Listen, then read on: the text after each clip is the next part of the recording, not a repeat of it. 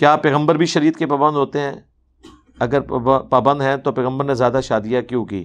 پیغمبر شریعت کے پابند ہوتے ہیں، لیکن کچھ شرعی احکامات اللہ تعالیٰ نے انہیں آنری طور پہ دیے ہوتے ہیں، اور صرف ان کو اس اعتبار سے آسانیاں نہیں ہوتی ہیں بلکہ مشکلات بھی ان پہ ہوتی ہیں. جس طرح نبی علیہ السلام پہ تہجد کی نماز فرض تھی، امت پہ نہیں ہے،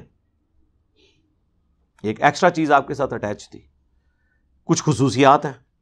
بخاری مسلم میں ہے کہ آپ سو جاتے فجر کی سنتیں پڑھ کے یا تہجد کی نماز کے بعد، حتیٰ کہ سیدہ عائشہ کہتی ہیں کہ میں آپ کے خراٹوں کی آواز بھی سنتی، بہت اونچے نہیں، نارمل.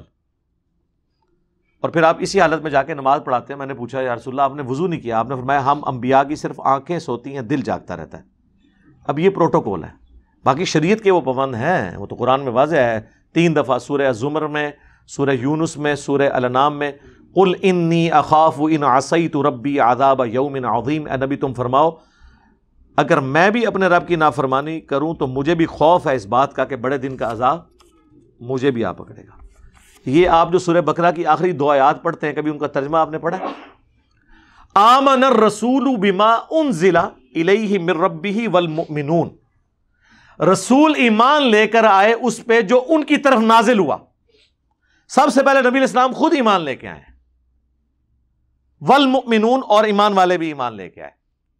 اس کی تشریح بڑی پیاری کی تھی پیر نصیر الدین صاحب نے کہ محمد بن عبداللہ ایمان لائے محمد الرسول اللہ پر. نبی علیہ السلام محمد بن عبداللہ تھے نا، تو محمد بن عبداللہ نے بھی کلمہ پڑھا ہے محمد الرسول اللہ کا. اکثر لوگ کہتے ہیں نماز میں حضور کیا پڑھتے تھے؟ بھئی یہی پڑھتے تھے، اللہم صلی علی محمد وعلی آل محمد. آپ ایک شخصیت بھی تو انسان کی حیثیت سے تو ہیں نا. نبوت تو آپ کا منصب ہے. جب تک آپ کو اللہ تعالیٰ نے مبعوث نہیں کیا تھا اس وقت تک آپ صلی اللہ علیہ وآلہ وسلم نے کوئی ایکسٹرا آرڈنری اس طرح کی چیزیں بھی تو عوام کے سامنے نہیں رکھی تھی. تو سب سے پہلے نبی علیہ السلام ایمان لے کر آئے کہ میرے اوپر جو قرآن نازل ہو رہا ہے یہ اللہ کی کتاب ہے، میں نے اسے ماننا ہے. تو پیغمبر بھی شریعت کے پابند ہوتے ہیں. باقی قرآن میں سورہ احزاب میں نبی کی بیویوں کے حوالے سے ہے کہ یہ خاص حضور کو اجازت دی گئی ہے. اچھا، حضور پہ ایک اور قدغن تھی جو آپ پہ نہیں ہے کہ اللہ تعالیٰ نے فرمایا اب ان بیویوں کے بعد آپ کوئی اور عورت بھی نہیں کر سکتے، کیونکہ ان کا سٹیٹس تو اب ختم ہو چکا نا، امت کی مائیں مان چکی. دیکھیں نا، تو حضور کو اجازت نہیں تھی کہ ان میں سے کسی کو طلاق دے کے کوئی اور عورت کر لے.